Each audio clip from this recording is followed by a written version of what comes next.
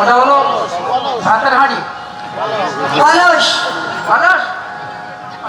রাধে কলসটা নিয়ে জল ভরলো, ঠিক আছে, জল নেবে, তারপরে তারপরে ঘরে গিয়ে কাকের থেকে ছেড়ে দিয়েছে। ঘরে গিয়ে রেখে দেবে। আচ্ছা, এরপরে বৃন্দাবনে হ্যাঁ, কেশর কুঞ্জ নামক একটা বন আছে। আচ্ছা, সেই কেশর কুঞ্জের কথা বলবে আমার গোবিন্দ। হ্যাঁ, কিন্তু কি করে বলবে? না, গোবিন্দ দিয়েছে মাথায় হাত। মাথায় হাত দিয়েছে।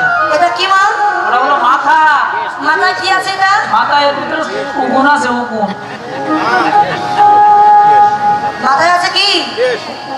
কেশ বা চুল।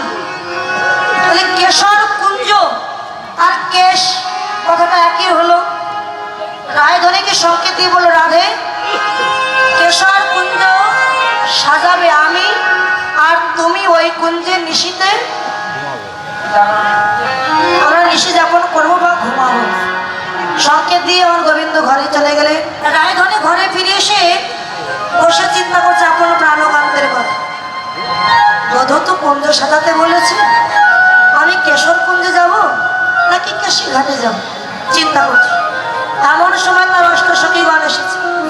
এই ললিতা, এই বিশাখা। হ্যাঁ, কি রে সখী, তুই আনমনা হয়ে বসে আছিস কেন? সখী, তোরা তো জানিস আমার বধূ আমায় কুঞ্জ সাজাতে বলেছে। তা কুঞ্জ সাজাবো কি করে বল? আমি তো বাদিনীর ঘরে বসত করি। বাদিনীর চোখ ফাঁকি দিয়ে কেমন করে আমি কেশি ঘাটে যাই বধূর জন্য কুঞ্জ সাজাতে? সখীগণ বলে, রাধে লজ্জা ঘৃণা ভয় তিন থাকিতে না। এই তিন পরিত্যাগ করে কৃষ্ণ দর্শনে যাবে, তবে কৃষ্ণ দর্শন হবে। তো চিন্তা করিস না, আমরা আছি তোর সঙ্গে। চল আমরা সবাই তোর বধূর জন্য কুঞ্জ নির্মাণ করি।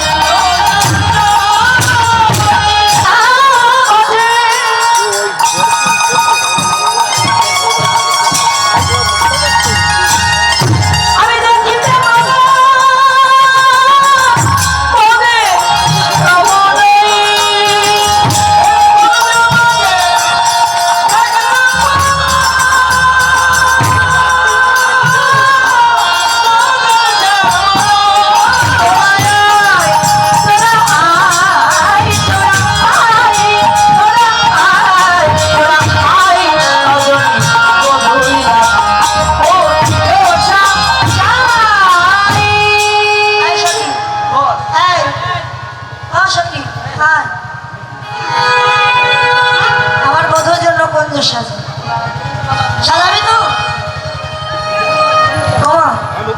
৮০ লক্ষ জনে ভ্রমণ করে ৮৪ লক্ষ জনিতে স্বাদের মানব জন্ম পেয়েছি আমরা।